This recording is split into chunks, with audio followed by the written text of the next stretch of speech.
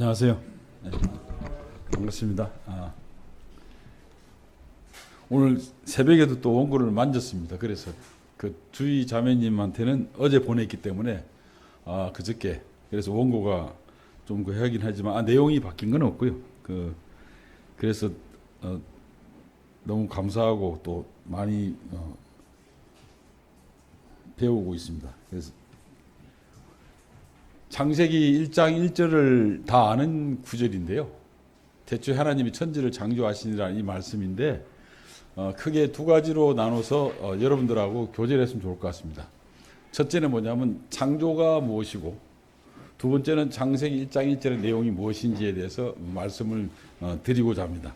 그래서 이 하나님이 세상을 왜 창조했을까 이제 하는 궁금증을 갖게 하는데, 뭐 누구나 다 정답은 없지만 다 이야기할 수 있는데 뭐 다 아는 이야기입니다. 그냥 하나님께서 우리를 세상을 사랑하셔서, 그러니까 처음에는 창조하셔가지고 그 다음에 보시기엔 좋았는데 사람이 타락을 해서 세상이 망가지고, 그래서 여러 가지 방법으로 사람들을 불쌍히 여기셨다가 도와주려다가 결국에는 예수님을 보내셔가지고 그거를 통해서 저희들한테 구원의 길을 열어줬고 이렇습니다.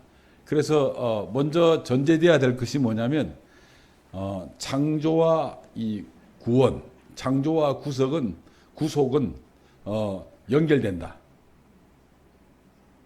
그래서 성경에 보면 예수님께서 또 창조주라고 만드시고 그가 지으셨다는 말씀도 나오듯이 이 창조와 구속은 연결된다는 걸 아시면 좋겠고요. 그래서 이것이 우리가 성경을 읽을 때는 구원만 이야기하지만 창조를 이야기하고 구원을 이야기하는 것이 맞습니다. 창조는 시작이고 구원은 종결입니다. 이 두 가지 관계를 생각하시고 이제 보시면 좋겠고요. 그 다음에 이 창조 행위는 잘 아시다시피 우리가 누가 만든 것도 아니고, 누가 창조했냐면 하나님이 창조했기 때문에 하나님이 대장이시고 하나님이 주권자시고 하나님이 전지전능하시고 하나님이 초능력자십니다. 먼저 결론을 이야기하겠습니다. 저희 아들이 하나 있고 딸이 있는데 요즘 애들은 말하기 힘들잖아요. 논리적으로 막 덤벼드니까. 뭐 지금은 이제 커서 이제 그런 것도 안 하지만 조금 사춘기 들어가지고 막 덤벼들면 말하다가 안 되면 뭐라고 그러냐면 내가 네 애비다 이러고 끝내버리잖아요. 그럼 하고 아무 소리도 못 하잖아요. 그 말이 내가 너 창조했다, 내가 네 애비다 이 말이죠. 모든 종결의 시작이자 종결입니다. 그래서 창세기 1장 1절은 어떤 말이냐면, 창세기 1장 1절은 성경 전체 내용의 요한계시록까지 그 내용에 전부 요약한 거고 서론이고 결론입니다. 그래서 이해를 돕기 위해서 먼저 말씀을 드리는 게 나을 것 같아서, 대초에 하나님이 천지를 창조했다는 요 말씀만 가지고 모든 것이 끝이 나는데, 그럼 하나님 우리를 왜 창조했느냐? 아까 어떤 형님 기도하시도 그 말씀 하셨는데, 우리가 하나님을 창조하신 것은 하나님의 영광을 드러내기 위해서 우리를 창조했다고 다 알고 있지 않습니까? 그럼 오늘의 핵심이 뭐냐면 하나님의 영광은 어떻게 드러내는 것이냐 하는 걸 말씀드리는 거예요. 제가 이제 우리 아버지의 아들인데 아버지 이름을 더럽히지 않기 위해서 항상 길거리 가더라도 동네 사람들한테 인사도 잘하고, 가능하면 저놈 나쁜 놈이다, 뭐 무슨 자식이다 소리 안 듣기 위해서, 아버지 얼굴에 먹칠 안 하기 위해서 항상 행동을 조심하지 않습니까? 그죠? 그런 식으로 창조주 하나님이 우리를 창조했기 때문에 우리 아버지라는 전제가 된다면, 우리가 구원을 받았다면 어떤 행동을 해야 될 것인가를 오늘 말씀을 드리는 거지. 그 말씀의 구체적인 게 뭔지를 이제 제가 한번 뽑아 봤습니다. 그래서 6쪽에 보면 이 창조와 구속은 시작이자 결론과 같은 이야기입니다. 그리고 제일 중요한 거는 네 번째 보면 창조의 목적은 하나님의 영광을 드러내는 거고, 우리들에게, 피조물들에게, 인간을 포함해서 모든 만물에게 유익을 주기 위한 것이었습니다. 그래서 이거는 제가 말한 게 아니라 성경에 나와 있는 이야기입니다. 그리고 세 번째 위에 올라가면 하나님의 창조 자체는 매우 선하고 완전했다. 그래서 여러분 보시면 하나님께서 보시기에 좋았다 좋았다 하는 말 있잖아요. 그 좋았다는 말이요, 사실은 토부라고 그러는데 아주 선하다는 뜻입니다. 그리고 하나님께서 창조를 하고 난 뒤에 제일 마지막에 만족한 표정으로 안식했다는 표정이 있지 않습니까? 그래서 하나님의 행위는, 창조 행위는 선하고 완전했다는 뜻입니다. 그 다음에 다섯 번째 그 밑에 보면 우리의 구원은, 구속은 창조의 완성이자 동시에 새 창조가 시작되는 겁니다. 새 하늘과 새 땅을 기리는 그런 의미고, 그리고 여섯 번째 보면 그리스도가 창조의 완성자이자 우리의 구원의 주체지요. 돌아가셨고 또 삼일째 하나님으로서 창조에 참여하셨고 또 이 세상에 오셔서 돌아가셨고, 여러 가지 이 그리스도를 통해서 우리가 하나님께 감사할 수 있는 이유가 뭐냐면 그리스도께서 이 창조하시고 구속하신 통합적 존재다, 이렇게 보시면 됩니다. 7쪽에 보시면 그 창조는 아직도 계속 진행되고 있다. 자, 이게 중요합니다. 보세요. 이렇게 이거는 좀 굳이 저는 이런 말 되게 싫어하는데, 교리적이라고 표현을 싫어하는데, 이렇게 창조는 한번 딱 끝나긴 했지만 이 창조가 어디 완전히 사람들이 죄를 짓고 불순종하고 하다 보니까 이게 자꾸 찌그러진 거예요. 문제가 생기잖아요. 이 창조가 다시 완전하게 하려면 어떻게 되냐면 모두 다 구원을 받고 모두 다 완전해져야 되거든요. 그렇기 때문에 엄밀한 의미에서 이 창조는 시작이 됐지만 아직까지 완전한 창조로 원위치 돌아가는, 환원되기 위해서는 모두 다 주님을 믿게 되는 그런 그 역사가 일어나야 됩니다. 그래서 다시 말하면 창조는 한 번에 시작됐지만, 한 번에 끝났지만 이게 불완전하게 계속 존속되기 때문에 모든 사람이 구원을 받고 완전해질 때, 그때 이제 이 새로운 창조 완결성이 된다는 게, 저는 이런 표현을 되게 어려워서 잘 하기 싫어하고 그냥 이렇습니다. 그림을 그렸는데 잘 그렸어요. 근데 만족해가지고 탁 쉬고 있는데 우리 아이가 와서 해가지고 찌그러뜨려가지고, 그래서 이게 그림이 다시 망가졌어요. 그래서 제가 아이를 팰 수는 없잖아요, 어린애를. 그래서 다시 이제 물감을 가지고 칠해가지고 아까처럼 똑같이 만들어 놔야 돼. 그래야 이제 그림이 완전하잖아요. 그러니까 완전하게 했다가 망가졌다가 다시 완전해지는 그런 겁니다. 그런 의미에서 이 창조는 진행된다, 이제 이런 말. 제가 지금 이렇게 그냥 쉽게 말했지만 이것은 어마어마한 그 학자들이 계속 이 가지고 평생만 공부에다가 나온 이 자기네들 논리들이고 성경을 뽑아가지고 하는 건데 별로 중요한 건 아닙니다.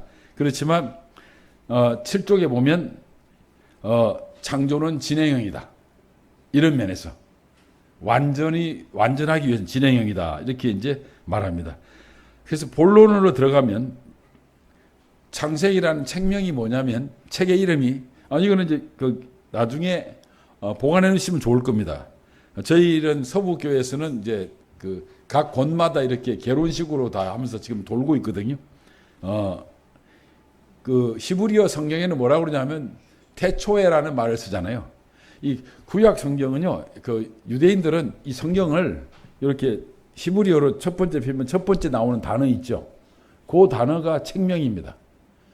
아주 우리하고는 수준이 달라요. 우리는 아주 제목을 하려면 좀 멋지게 하고 그러는데 이 사람들은 그냥 옛날에는 제일 앞에 나와 있는 제목을 딱 제목을 쓴 거예요. 그래서 태초에가 제일 먼저 나오기 때문에 그게 책명입니다. 책명이. 그래서 그러면 여러분 이제 히브리어 성경이 그러는데, 히브리어 성경이 있으면 또 헬라어 성경도 있어요. 그래서 제가 덕분에 요즘은 재미가 있는 게 뭐냐면, 제가 좀 잘난 체 할게요. 한글로 된 성경이 이제 원래는 구약은 히브리어로 돼 있잖아요. 근데 그 히브리어 중에 그거보다 먼저 나온 게 뭐 있냐면 헬라어로 된 성경이 있었습니다. 들어보셨죠? 그래서 헬라어 성경이 있고 또 유대인들 중에 하나님을 믿는 사람들이 있어요. 그 사람들은 또 히브리어밖에 모르기 때문에 원래 신약은 헬라어로 되어 있다고 그러지 않았습니까? 근데 유대인들 중에는 헬라어를 몰라가지고 히브리어를 읽는 사람도 있어요. 저는 그래서 맨날 그것만 보면서 혼자서 막 남이 뭐라든 막 이렇게 혼자 그걸 보고 그 양쪽 다 비교해가지고 그 신약을 볼 때는 히브리어도 보고 구약을 볼 때는 또 헬라어도 보고 히브리어도 보고 이렇게 하는데 그런데 보면 우리가 태초에란 말이 책명인데 우리는 영어 성경에는 뭐냐면 제네시스라고 나오잖아, 그죠? 근데 그것은 어디서 따왔냐면 헬라어에서 따온 거예요. 헬라어 성경이 원래 제네시스라고 나와 있습니다. 차 이름이 아닙니다. 이게. 그래서 이 기원이나 탄생 이런 말들 하는데 그 다음에 또 내려가면 세 번째 보면 뭐라고 나냐면 이 톨도트라는 걸 동그라미 표시 넣으시면 좋을 겁니다. 뭐냐 이겁니다. 톨도트는 여러분들이 전혀 들어보지 않았겠지만 한번 기억해 주면 좋은 게 왜냐하면 구약을 이해해야 하는데 이 단어는 필요합니다. 이렇습니다. 요게 이렇게 숲이 있죠. 숲이 이렇게 제네시스라고 있지. 이런 것이 이제 기원, 뭐 시작 이런 말로 하잖아요. 그러면 그 안에 있죠. 꼬박꼬박 이렇게 여러 가지 주제들이 다 들어가 있습니다. 그러면 아브라함 이야기, 뭐 요셉 이야기 있죠. 이런 다 들어가 있잖아요. 이런 세대, 족보 있죠. 이런 것들이 다 이렇게 합쳐져 가지고 이제 뭐가 됐냐면 이 숲이 된 거예요. 요 나무들이 전부 다. 뭐 이건 그런 게 있다는 거 아시면 되고요. 그래서 이런 것들을 보시면 이게 이제 8쪽에 나오는 이야기인데 제가 자세하게 나중에 참고하시라고 지금까지 계속 서론을 이야기하는 겁니다. 그리고 그 밑에 보면 마태복음에 1장에 보면 예수님의 족보가 나오잖아요. 아브라함과 뭐 다윗의 뭐 이 세계라 뭐 이렇게 나오잖아요. 그 세계라는 그 말이 바로 이 히브리어는 이 톨도트입니다. 그게 바로 세대라는 이야기인데 뭐 그거는 나중에 이제 꼼꼼히 보시는 분들은 보시면 좋겠고요. 그 다음에 이제 이 창세기의 내용을 말씀드리면 창세기 이렇습니다. 1장에서 11장까지는 이렇게 족보로 나오잖아요. 그렇죠? 그 다음에 12장부터 마지막 50장까지도 계속 이제 이렇게 그 족장들의 이야기가 나오는데 이 재미난 게 이렇게 돼. 요게 쭉 내려와 있는데 그것만 나오면 안 되니까 옆으로도 이렇게 쭉 옆에 그 다른 민족들 이야기가 나와야 될 거 아니야. 이런 거를 수직적 족보라고 그러고요.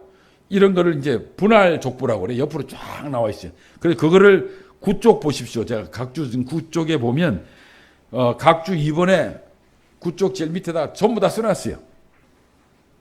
옆에 족보를 다 이야기해놨습니다. 제가. 창세기에는 1장부터 50장까지 이렇게 쭉 내려오는데 주변 국가들 있죠. 주변 민족들. 그거를 전부 다 제가 요약을 해놨기 때문에 그 9쪽에 각주 2번을 보면 다 나올 겁니다.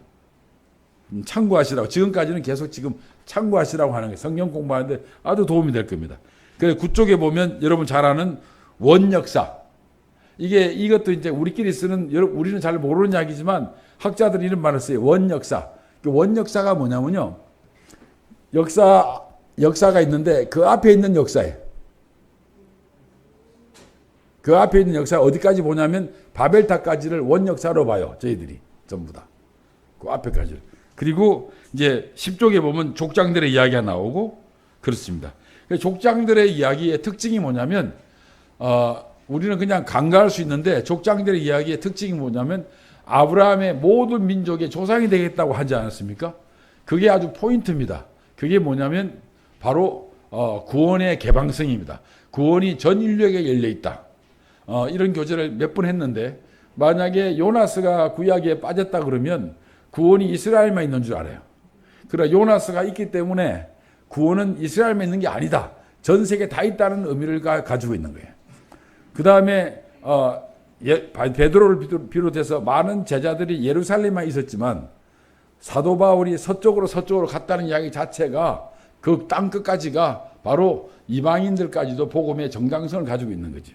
그래서 요나서는 충분히 만인이 구원받아야 될 것이라는 이야기를 하는 거고 그거를 어디로부터 담지하냐면 아브라함이 모든 민족의 조상이라는 대리라는 그런 게 이제 담지가 되는 거죠.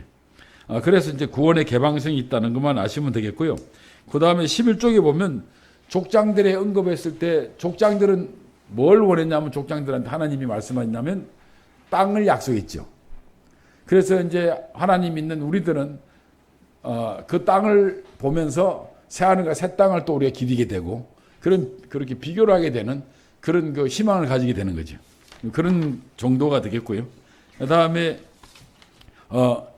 13쪽에 보면 이제 중요한 이야기인데 13쪽에 보면 창조 이야기를 자꾸 과학적으로 연결하려고 하는 사람들이 많아요.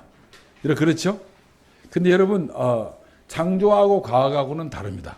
과학은요 하나님이 없다는 것을 전제하고 출발하는 거고 창조는 하나님이 있다는 걸 전제하고 출발합니다. 창조는 신의 초월적인 능력을 전제하는 것을 이야기하고 과학은 실험과 반복 뭐 이런 것들이 관찰 뭐 이런 거 자연세계 법칙이죠. 이런 거를 통해서 하기 때문에 창조와 과학은 절대 하나가 될 수가 없습니다. 근데 요즘은 창조와 과학이 마치 붙어 있는 것처럼 이야기하는데 이거는 언어 모순입니다. 여러분 붉은 악마라는 걸 들어봤죠? 붉은 악마. 원래 우리가 이 팥죽 먹는 날이 무슨 날입니까? 붉은 팥죽 먹는 날이? 동지에 먹죠. 동지에 이제 귀신 잡는다고, 귀신 막는다고 붉은색을 먹거든요. 그래서 이 악마가 제일 싫어하는 게 붉은색입니다. 그래서 이게 언어유입니다. 붉은 악마는 결합될 수가 없어요. 그래서 혹시 또 백의의 천사라고 들어보셨습니까? 백의의 천사가 말이 안 돼. 백의의 천사는 뭐냐면 마약을 백의의 천사라고 합니다. 그리고 언어로. 그리고 백의의 천사는 또 뭐냐면 KKK단. 옛날에 아메리카에서 흑인들을 흰 두근 입고 막 공격하는 백인들이 있죠. 그거를 이제 백의의 천사라고 했습니다. 그러니까 이 언어가 가지고 있는 뜻이 많잖아요. 그런 것 중에 하나가 바로 창조와 과학은 만날 수가 없습니다. 왜냐하면 과학은 철저하게 신이 없고 자연의 이 법칙에 의해서 관찰되고 그냥 무언가 설명되는 것들이 과학이라면 아니 예수님이 물 위에 걸어간 걸 어떻게 과학적으로 증명하고 예수님이 돌아가신 게 어떻게 과학적으로 증명이 되겠습니까? 그래서 과학적 눈으로 성경을 보려고 하는 건 되게 위험하다.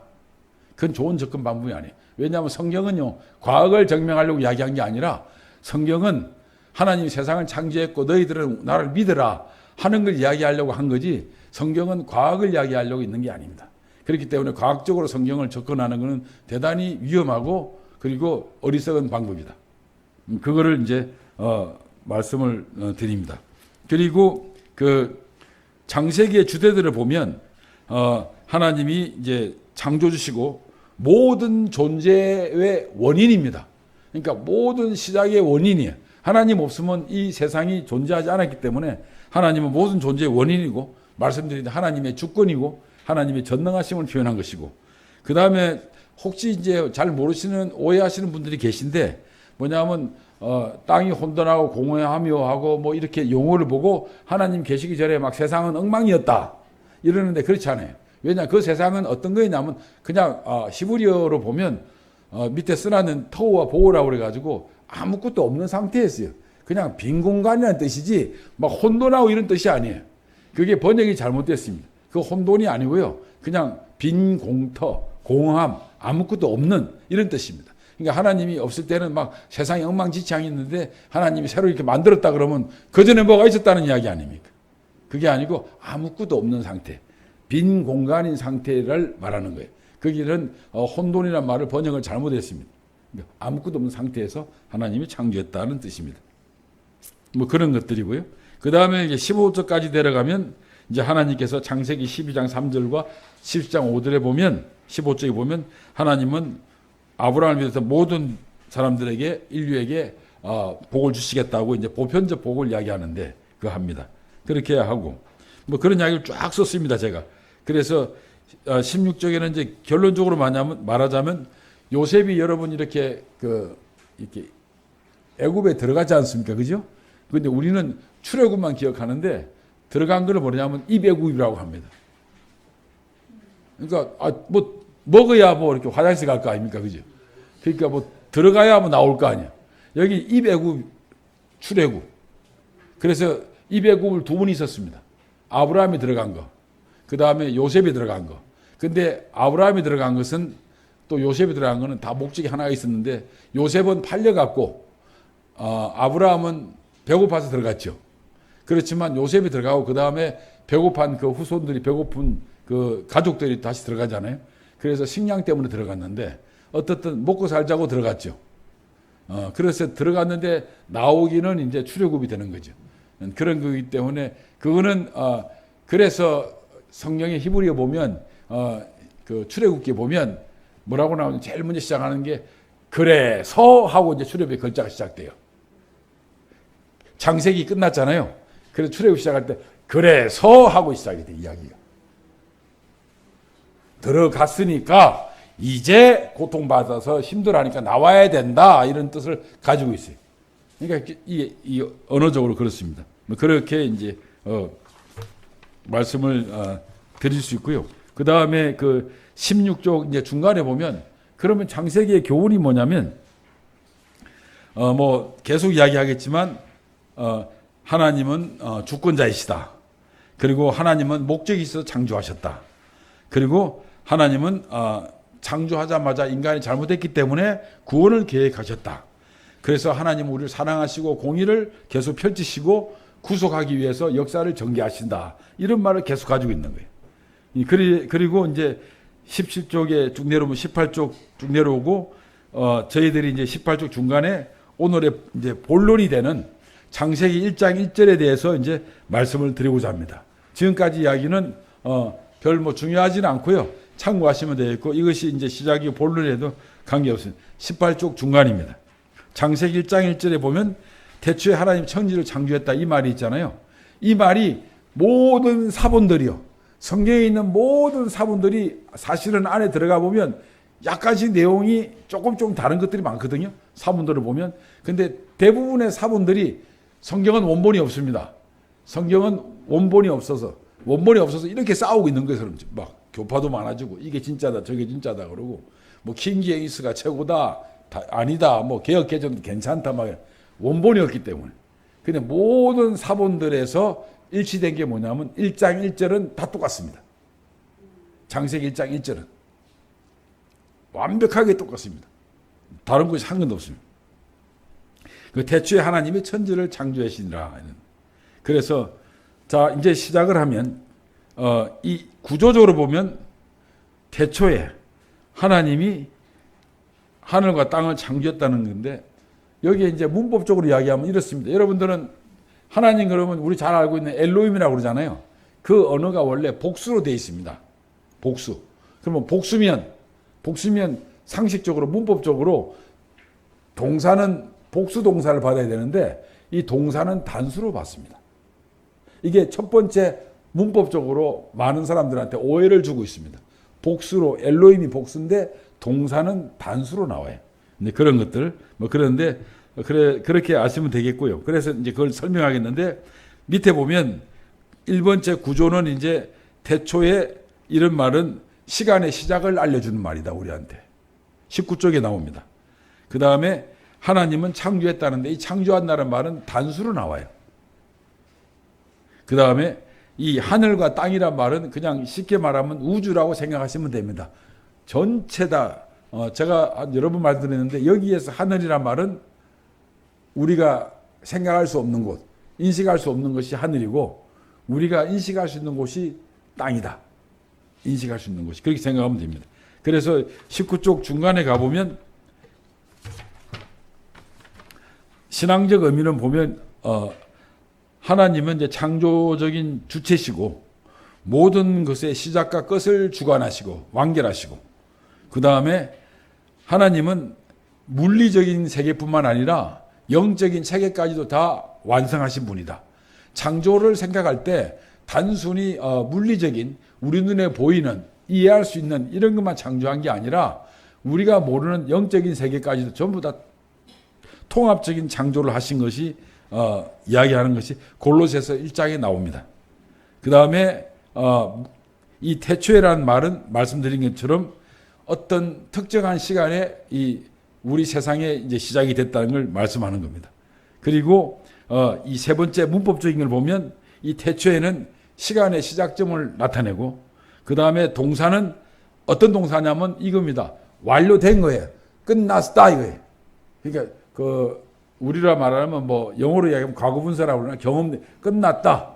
PP라고 그러잖아요. 그죠? 끝났다 이렇게 하는 게. 예, 끝났어요. 끝난 거예요. 그래서 완료된 사건이에요. 그 다음에 목적어가 있습니다.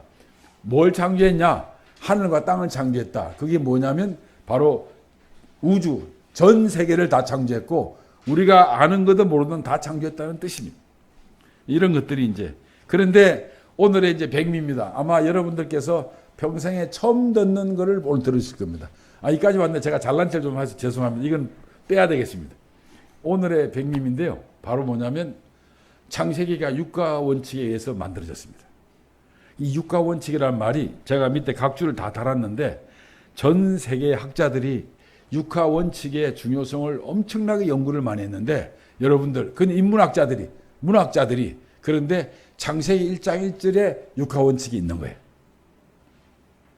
그거를 설명하려고 오늘 이제 제가 말씀을 드리고자 하는데 이게 육가 원칙에 보면 첫째는 구조적 명확성을 제공하고 이게 지금 각주를 제가 다 달았죠 밑에다가 전부 다 세계적인 학자들이 요 하나를 설명하기 위해서 엄청난 많은 논문을 썼습니다. 그 다음에 이야기의 완전성을 보장하기 위해서 그랬다. 그 다음에 우리들의 호기심과 몰입을 유도하기 위해서 만들었다. 육가 원칙이 있다. 분석과 비판적 사고를 촉진하기 위해서 육가 원칙이 있다. 어떤 사람은 사건의 재구성과 기억에 도움이 되기 때문에 이런 게 있는 거다. 그 21쪽에 보면 어떤 사람은 창의성을 자극할 수 있고 어떤 사람은 장르와 스타일의 다양성이 있기 때문에 했다. 이게 전부 다 지금 밑에 각주 써놨죠 제가. 이 사람들이 이걸 가지고 다 연구를 한 거예요. 어마어마한 사람들. 한 그거를 설명하기 위해서. 그래서 성경에 육가 원칙이 있습니다. 뭐냐면 아담과 하와가 타락한 것도 육가 원칙이 나와요. 볼까요? 제가 21쪽 중간에 보면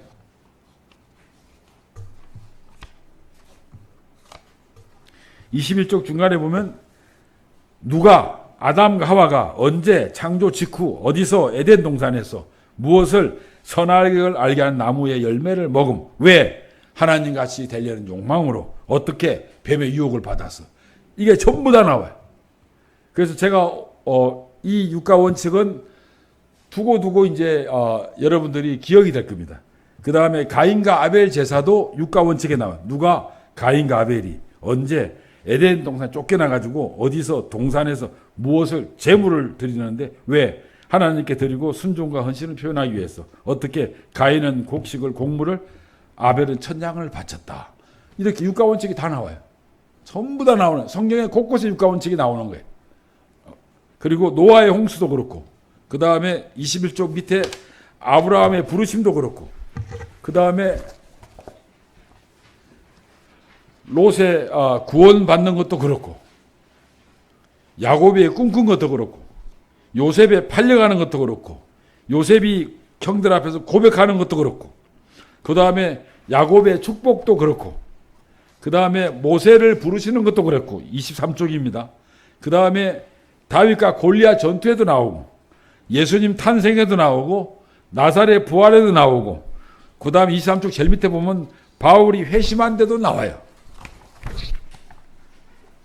그래서 제가 창세기 1장만 이야기하려면 설득력이 덜할 것 같아서 성경에 이렇게 많은 육가 원칙이 있다는 거죠.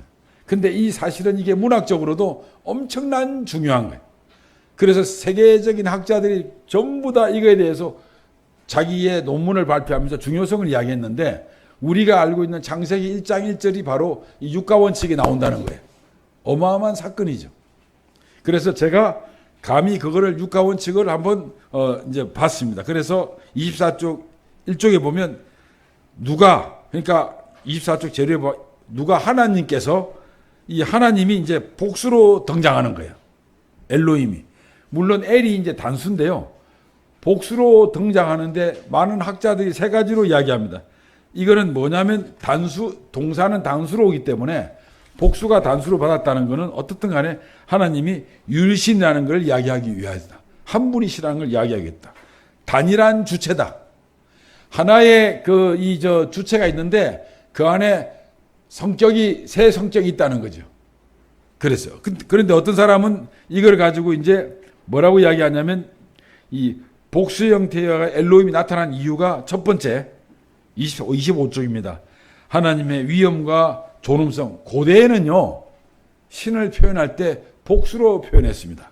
왜냐하면 그 신이 엄청나게 많은 다양한 그 속성을 가지고 있기 때문에 사랑도 하고 무섭기도 하고 막 궁휼하심도 하고 또 뭐 이 인내하시기도 하고 이런 거 다 가지고 있기 때문에 고대인들은 문화적으로 신을 표현할 때 복수로 표현했다. 위엄과 존엄성을 표현하기 위해서. 그리고 25쪽 밑에 보면 삼일체를 암시하기도 했다 하는데 이건 암시했다는 뿐이지 삼일체다 하고 이렇게 설명하기에는 좀 어려움이 있습니다. 하여튼 뭐 암시한다. 이게 이제 학자들의 이야기고요. 그 다음에 26쪽 제루에 가면 다양한 속성을 가지고 있다. 그렇게 했습니다. 그 다음에 그 밑에 보면 세 번째 보면 이제 창조주 하나님, 천지를 창조했다. 이 하나님이 어떤 분이시냐면 활동적이신 분이다. 이게 이제 재밌죠. 그리고 하나님이 어떻게 활동하냐면 하나님은요 이렇게 막 우리가 상상해서 막 그냥 저 멀리 있고 막 이런 게 아니고요. 하나님은 어떤 분이냐면 실제적으로 우리를 울게 하고 웃게 하고 기쁘게 하고 흥분하게 하고 감동을 일으키는 실제적으로 역사하시는 분으로 성경은 묘사하고 있습니다. 우리는 하나님이 저 멀리 있고 막 뭐 이렇게 꽉 잡을 수 없는 있잖아요. 이런 신이 아니라 이 창조주 하나님은 실제적으로 우리 함께 하시는, 그리고 우리를 울게 웃게 하고 화나게도 하고 뭐 분노하기도 하고 안 도와줬기 때문에 원망하기도 하고 또 우리를 기쁘게도 하고 열광시키고 뭐 이런 의미에서 하나님은 현실적인 분이시다. 그러나 우리는 눈에는 보이지 않지만 충분히 믿음의 눈으로 그분을 인식할 수 있다. 신앙으로. 이런 뜻입니다. 그래서 쭉 내려가면 그 내용들을 제가 계속 썼습니다. 그래서 그 하나님은 주체적인 존재이시고 보이진 않지만 실제적으로 역사하시는 하나님이고, 그 다음에 복합적이고 다차원적인 하나님이시고, 이거는 뭐냐면 아이가 아버지를 어떻게 다 알겠습니까? 그죠? 아이가 아버지를 자꾸 막 알려고 하는 게 이상하죠. 그 우리는 막 희한해요. 성경을 읽으실 때 66권은 전부 다 66권 중에 65권은 다 이 과거의 일이잖아요. 근데 66권 그 중에 요한계시록은 미래의 일이잖아요. 근데 그냥 그 잘 모르는 66권 중에 이 계시록만 가지고 열심히 그거 해서 계시록만 이야기하는 사람들 많죠. 그거 되게 위험합니다. 왜냐하면 우리 아버지가 기차를 타고 오든 버스를 타고 오든 비행기를 타고 오든 배로 오든 아버지 오시면 되는 건데, 그걸 막 배 타고 온다, 아니다 KTX 타고 온다, 무궁화 타고 온다 이래가지고 그걸 다 꼬집어 가지고 하는 거 있지. 이런 것들은 너무 의미가 없어요. 그리고 아버지가 막 하얗다 그러고 어떤 사람은 검었다 그러고 아버지는 노랗다 그래가지고 그러는데 보니까 아버지가 새까맣게 해서 오는 거예요. 그런데 아버지가 우리를 때리지는 않을 거예요. 아버지가 오신다 그러면 알면 되고 아버지 누구라고 알면 되는 거지, 막 표현하려고 하는데 다 표현할 수 없는 거지. 이 엘로힘의 안에 바로 그겁니다. 하나님을 다 표현할 수 없는 거. 그 안에 모든 게 다 들어가서 우리 눈으로 전부 다 우리 시각으로 우리 인지 능력으로 우리 신앙으로 전부 다 아버지를 다 설명할 수 없는 거. 아버지가 복합적으로 다 들어가 있기 때문에 신에 대해서 설명을 하지 마라. 신에 대해서 설명하면 할수록 지만 바보 된다. 신에 대해서 순종해라. 그 태초에 하나님이 천지를 창조했다는 말은 무슨 말이냐면 네가 나를 설명해봐라 이런 말이 아닙니다. 내가 네 만들었다. 너가 나하고 주종관계다. 그러니 나를 따르라 이런 말이지, 너 나 잘 설명해봐라 내가 누군지 뭐 이런 뜻은 전혀 아니에요. 이런 것을 이제 염두에 주면 좋고, 그래서 복합적이고 다차원적이다. 그 다음에 이제 놀라운 사실은 하나님이 뭐뭐 이르시되, 그러죠? 하나님이 가라사대 이르시되 이러잖아요. 이게 전부 다 그냥 넘어갈 게 아니라 하나님이 말씀으로 세상을 창조하셨다. 여러분 보세요. 그냥 써놨는데 다바르라는 말이 있어요. 다바르. 다바르가 뭐냐면 히브리어로요 말씀입니다. 다바르가. 근데 히브리어는요 다바르라는 뜻이 말씀도 되고요, 또 무슨 뜻이 되냐면 사건도 됩니다. 그러니까 말을 했는데 사건이 된 거예요. 그러니까 있으라 하니까 있던 거예요. 해가 있으라 하니까 해가 생긴 거예요. 그래서 유대인들은 이 말한 거를 엄청나게 중요하게 책임을 지는 그런 습관이 있는데 그 중에 하나가 이 다발을 말이 곧 사건입니다. 두 가지 뜻이 있어요. 그래서 이 요한복음 1장 1절에 보면 그래서 태초에 말씀이 계시니라 그런 거지. 그냥 태초에 큰 사건이 있은 거예요. 그 말씀이 와가지고요. 예수님이 와가지고 말씀이 육신이 되어 우리 가운데 거했다는 거예요. 그래 사건이 될 거 아니에요. 그 말씀이 이 땅에 와가지고 어떤 사건이 터뜨렸어요. 골고다에 돌아가셔가지고 우리 때문에 돌아가셨잖아요. 엄청난 큰 사건이 되잖아요. 그 말이 곧 사건이에요. 그래서 이르시되 하는 말은 뭐뭐 이르시되 하는 말은 뭘 만들었다는 이야기입니다. 그래서 그런 것들을 이제 염두에 두시면 좋겠다. 그래서 제가 이제 시간상 좀 짧게 하겠습니다. 그래서 첫째 누가 그랬냐? 하나님께서 어떻게 만들었냐면 복수의 하나님이지만 단수로 표기되고 하나님께서 말씀으로 세상을 창조했고 그럼 하나님 도대체 누구냐? 하나님 어떤 분이시냐면 말씀으로 창조하신 분이고 질서를 우리한테 보여주신 분이시고 우리한테 생명력을 주신 분이에요. 그게 지금 26쪽 이하에 나옵니다. 그 다음에 그러면 하나님께서 누가 무엇을 27쪽에 보면 하나님께서 하늘과 땅을 창조하셨다. 그래서 천지는 모든 것을 창조했다는 뜻입니다. 우리가 알든 모르든 인식할 수 있든 인식할 수 없는 모든 걸 다 창조했다는 뜻이. 그리고 세 번째 보면 언제 창조했냐면 태초에 창조했습니다.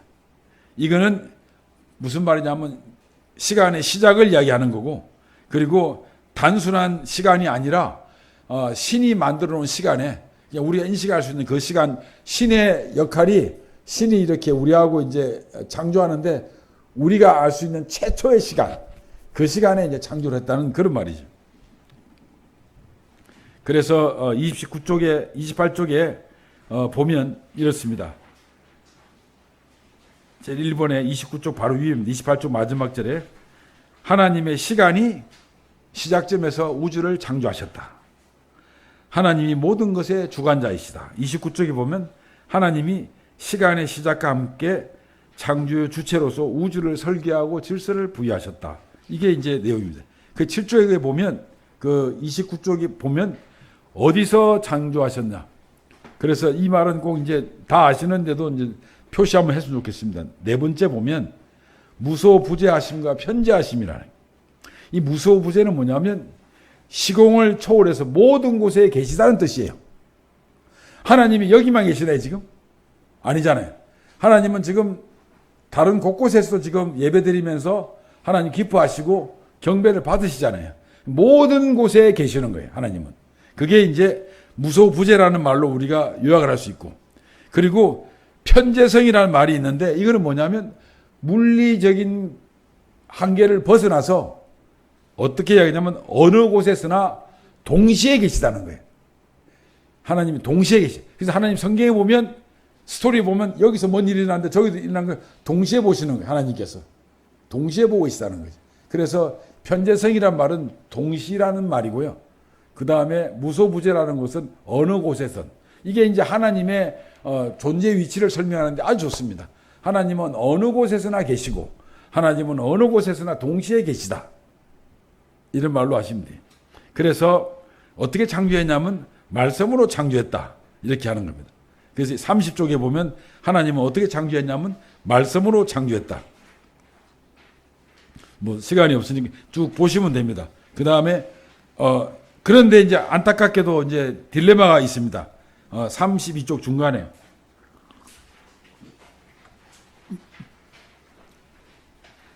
왜 창조했는지는 나오질 않아요. 태초에 하나님께서 땡땡땡이가 불쌍해서 천지를 창조하셨다. 뭐 이래가지고 왜라는 말이 안 나와요. 성경의 모든 육가 원칙에는 왜가 다 나오는데 창세기 1장 1절은 육가 원칙이 있는데 왜라는 말이 안 나오는 거예요. 왜 그랬을까요? 이게 이제 오늘의 우리가 고민해야 될 부분입니다. 그래서 그거를 찾느라고 제가 이렇게 앞에 말을 많이 했습니다. 하나님이 왜 우리를 창조했느냐. 근데 우리 다 잘 알잖아요. 하나님을 창조한 거는 하나님의 영광을 위해 창조했다는 건 성경에 많이 나오잖아요. 그렇죠? 그래서 아까 말씀드린 대로 하나님의 영광을 위해서 우리가 어떻게 해야 될 것인가. 결론부터 말씀드릴게요. 창세기 1장 1절에 하나님이 태초에 천지를 창조했다. 왜? 그거를 우리한테 알려주기 위해서 바로 창세기 1장 2절부터 요한계시록까지를 쓴 겁니다. 그래서 그 내용을 읽으면서 아, 이래서 창조하셨구나 하는 것을 설명하는 거 우리한테. 그래서 여러분들이 또 확인을 하실 것 같아서 제가 아주 축약해서 뽑아놨습니다. 뭐냐면 32쪽 중간에 보면 왜 창조했을까? 그래서 하나님 영광을 왜 창조했는데 하나님 영광을 창조한 게 뭐냐면 우리를 구원받게 하기 위해서. 뭐 이사야에서도 나오고 로마서에도 나오고 요한복음에도 나오고 곳곳에 우리의 구원을 이야기하고 있잖아요. 그죠? 그렇지 않습니까? 그리고 복음을 전하기 위해서 시편 96편 3절 보면 마태, 마가, 누가, 요한복음, 사도행전 곳곳에 복음을 전하기 위해서 하나님의 영광을 드러내고 있다는 거죠. 그러니까 성령의 66권 전부 다가 하나님 영광을 위해서 존재하는 거죠. 그런데 그거를 설명한 게 1장 1절에 태초에 하나님 천지를 창조했다고 이야기하면서 왜라는 말을 빼뜨리고 있는 거예요. 눈이 있고 귀가 있으면 듣고 좀 봐라는 뜻이죠. 그래서 세 번째 보면 예배를 드리기 위해서. 그래서 여기 보면 이 전부 다 제가 가로역에 성경 쓰는 건요. 영광을 위해서라는 말이 다 나오는 구절을 뽑아놓은 거예요. 그래서 예배를 드리는 게 레위기에 나오죠. 요한복음 나오죠. 다 나오잖아요. 그러니까 성경의 모든 내용들이 다 들어가는 거예요, 지금. 그 다음에 하나님의 음성을 들으면서 영광을 안다는 거죠. 엘리야가 강한 바람이나 지진이나 불이 아닌 아주 세미한 소리에서 하나님 음성을 들었다고 나오잖아요. 이런 게 바로 뭐냐. 그게 하나님 음성을 듣는다. 열왕기 상에도 나오고 요한계시록에도 나오고 막 나오는 거예요. 하나님 음성을 듣는 게. 그래서 하나님 영광을 드리라는 거죠. 그 다음에 하나님께 감사하는 것도 시편이나 빌립보서 같은 데 엄청 나오잖아요. 그리고 선행하라고 야고보서 마태복음 곳곳에 나오잖아요. 그러니까 모든 성경 구절에 하나님 영광을 위해서 이렇게 해야 된다는 걸 설명하고 있는 거예요. 우리한테. 그 다음에 34쪽에 보면 복음을 위해서도 연보를 하라는 거예요. 그게 고린도후서, 빌립보서 이런 것들은 연보와 헌신을 해서 무지하게 나오잖아요. 자세하게. 우상을 배격하라고 출애굽기도 나오고 다니엘서 나오고 호세아 등에도 나와요. 그 다음에 복음을 위해서 고난을 감수하라고 로마서에도 베드로전서에도 나오고.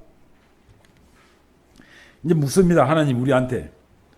그러면 너는 어떻게 하면 좋겠냐 하고 이제 우리한테 물어요.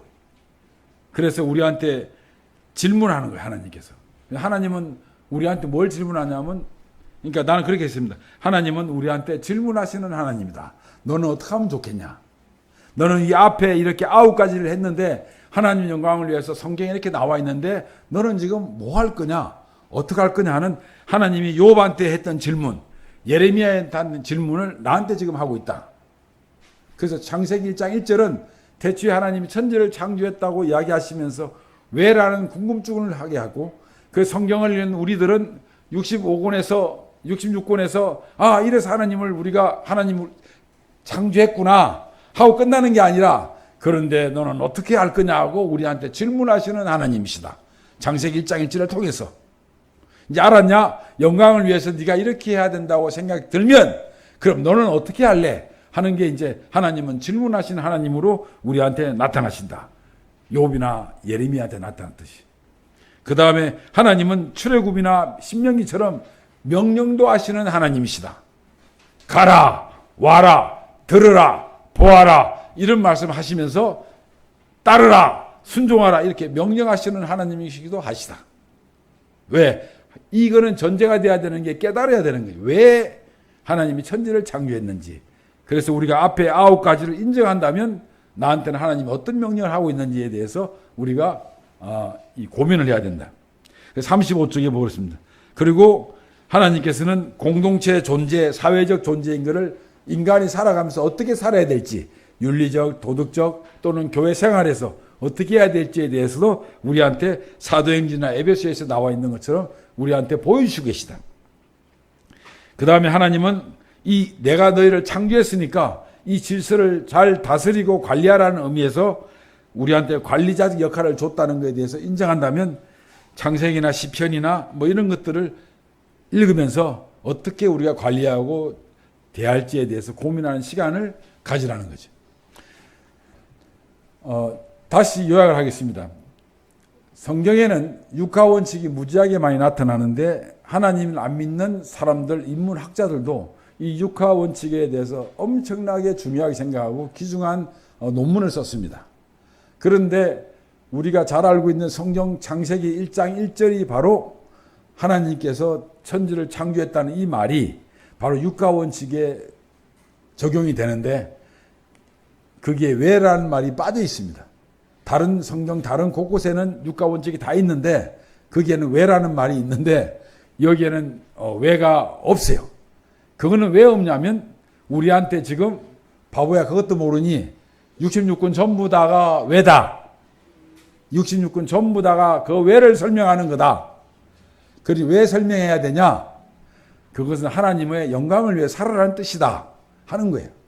그 하나님 영광을 위해 사는 게 뭐냐고 제가 뽑아봤더니 하나님 영광을 뽑아봤더니 잠언 시편 79편 9절을 누가 한번 읽어주시겠어요? 79편 9절 형제님 중에 79편 9절이야. 시편 여기에 보면 시편 79편 9절이요.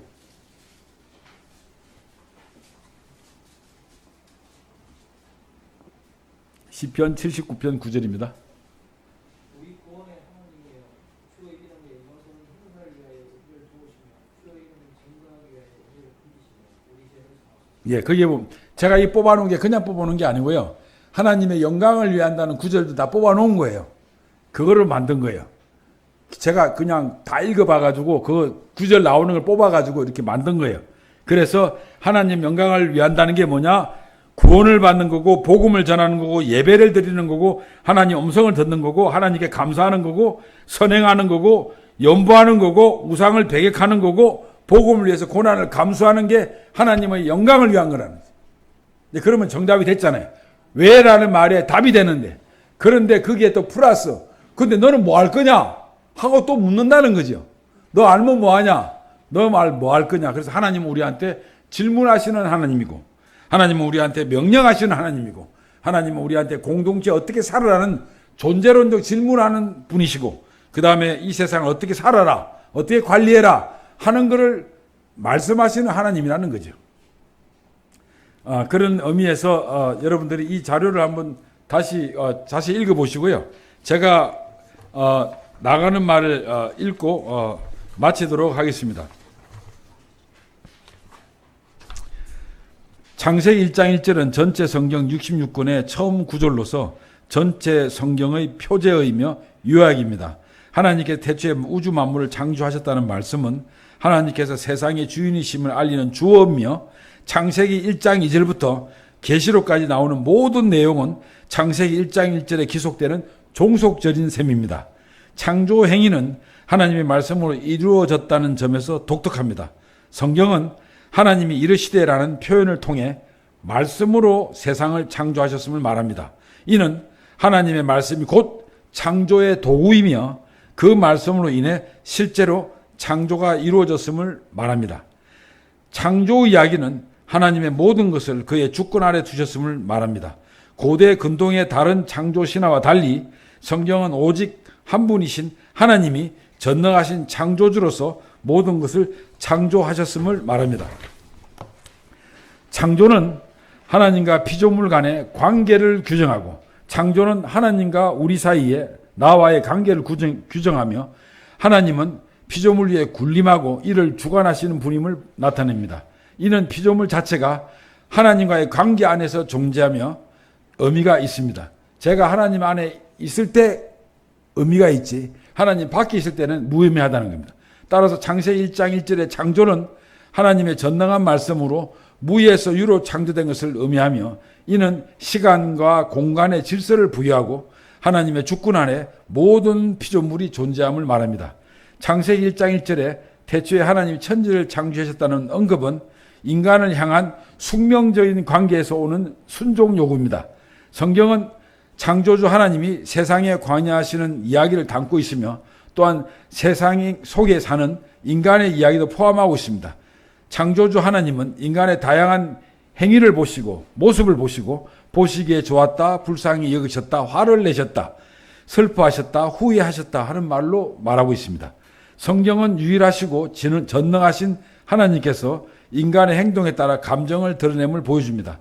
마치 부모가 자식의 희로애락에 따라 마음을 함께 하는 것처럼 하나님의 형상을 닮은 나는 순종과 불순종, 배신과 반역, 그리고 따름과 경배에 따라 하나님이 인간을 창조하셨던 기쁨과 후회가 성경에 상세히 기록되어 있습니다. 창세기 1장에서는 모든 것의 원인이며 창조의 궁극적 완성을 위하여 인간의 고통을 해방시키기 위하여 메시아가 이 땅에 오신다는 메시지를 담고 있습니다. 이는 결자 해지의 원리와 같다고 할 수 있습니다. 창세기 1장 1절은 하나님의 창조이며 인간의 해방이며 메시아의 복음을 의미합니다. 결론적으로 창세기 1장 1절은 단순한 창조를 넘어서 하나님의 창조 목적과 인간의 존엄성 그리고 메시아를 통한 구속과 해방의 복음을 포함하고 있습니다. 이는 성경 전체 핵심 메시지를 압축하여 보여주는 구절입니다. 네, 감사합니다. 제가 기도하겠습니다. 예. 아버지 하나님 고맙습니다. 저희들에게 귀한 시간을 허락하셔서 불초 소생이 교제를 하였습니다. 좋은 것만 남기시고 부족한 거 불편한 것은 빼주시고 저희들의 이 말씀을 통해서 함께하는 귀한 시간을 잊지 못하도록 기억하도록 시간을 허락하여 주시옵소서. 이후의 교제도 아버지께 의탁하며 시종을 아버지께 의뢰하며 예수님의 이름으로 기도 올립니다. 아멘. 네, 감사합니다.